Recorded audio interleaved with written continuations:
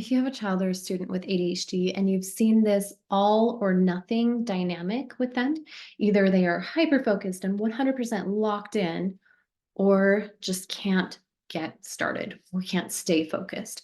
It can be frustrating to see that and to know how to help. And so today I want to talk to you about why it happens and how we can support it and support our children to be able to take action more often in this middle zone instead of being all or nothing.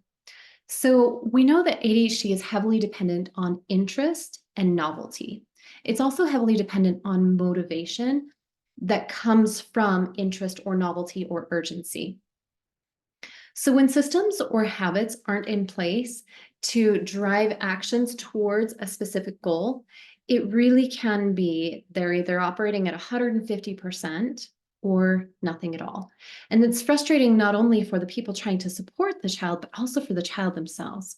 And oftentimes, because this feels so inconsistent, even for the child, they feel they can feel this in their own self-esteem, and they start to feel like they don't know if they can do something. They can't rely on themselves to get things done, and they can't trust themselves to do things when they want to do them because motivation feels so unpredictable.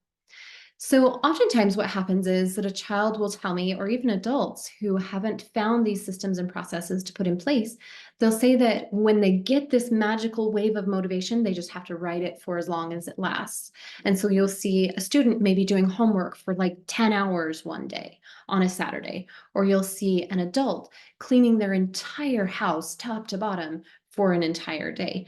Because when the motivation comes, you just have to ride it because they don't know how to activate or take action on things if there's not this magical surge of motivation, because they don't know when it'll come again. And not knowing when to predict those things can be really frustrating for the people that it's happening to. So they also pretty predictably, most of my clients know that they can activate to or take action on things pretty reliably right before a deadline. So a lot of them won't even try to take action on things until it is right before a deadline because they've had so many opportunities, because they've had so many times in their life where they felt frustrated or disappointed by their attempts to take action on things before a deadline, but then they just weren't able to. So they know they're able to do it right before a deadline, and so they just utilize that, they plan for it, and they just continue with that. Because that's what they know gets things done. So there's a lot of challenges that come up because of these patterns, and I've mentioned a few of them. But one of them is most commonly the unpredictable nature of this motivation can feel really discouraging for a student who, even when they want to get something done, they don't trust or don't believe that they can get it done. Because feeling like they can get started or stay focused on it for long enough to be able to complete it just feels impossible because they've had so many times in the past where it hasn't happened for them. So having this pattern repeat itself over and over can really damage their self-esteem, like I said, and make them feel like it's just not even worth trying. So if they don't feel like it's worth trying, then they'll go to that 0%. Well, it's not the night before something's due, so I'm just not going to try because even when I have tried in the past, it hasn't helped. So why would I try again? The second challenge with this is that when anxiety or even anxious tendencies come into play, it can make things really, really, really tricky. So when ADHD comes into play, right, we know that urgency hits and then you can get things done. When ADHD is in the picture and anxiety is in the picture, the combination of the two really provide problems, can present problems. And so ADHD says you're not getting started until the last minute. And then anxiety comes in and says, oh, it's the last minute. You're feeling overwhelmed. We need to shut down. And so this combination of I only activate at the last minute, but yet that pressure makes me shut down, then it creates this even worse cycle of waiting till the last minute because that's when they feel the motivation, but then the stress of it just makes them shut down and then they can do nothing. So then work piles up and then they see the work piling up and then they create stories in their head about how it can be fixed because logically they know it can be fixed, but in the meantime, no work is getting done. If this is a situation for you, I've seen it commonly with all of my clients, not all of them, but many of my clients. And I'll tell you, breaking this pattern is challenging, but it is very possible.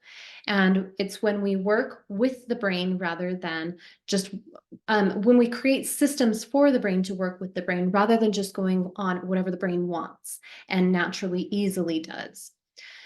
So what we do is we create systems to help a student or a child activate to their intentions when they intend to activate to their intentions. And the way that we do that is by taking out what I call all the question marks. So if we're not pausing to think about what's going to be done, when it's going to be done, where it's going to be done, how it's going to be done, but we just create a system for it, it just happens. It's just more of a natural habit. Sure, it takes energy, but it doesn't take near as much energy nor as much motivation to act on something that we've already pre-planned than it does to act on something that is not pre-planned. Activating to something that is not pre-planned requires a lot of interest, urgency, or other people or things like that.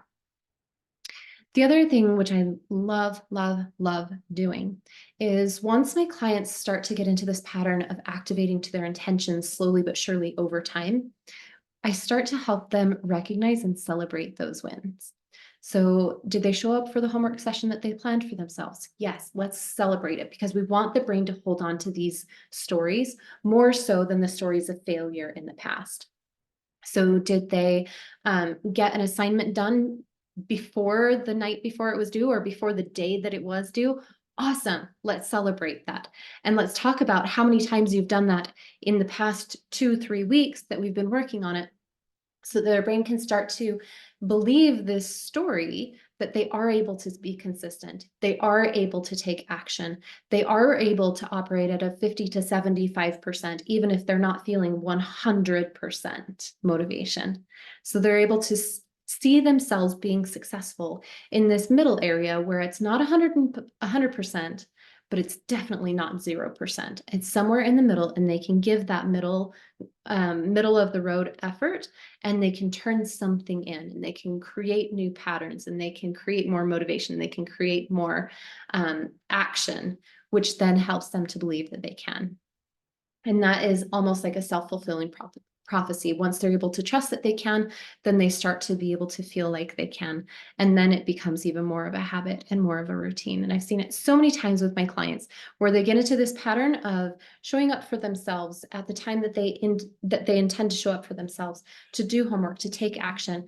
And then if they try to veer from that, they see how much more stressful it is to wait until the last minute or wait until this magical wave of motivation comes. So hopefully that's helpful.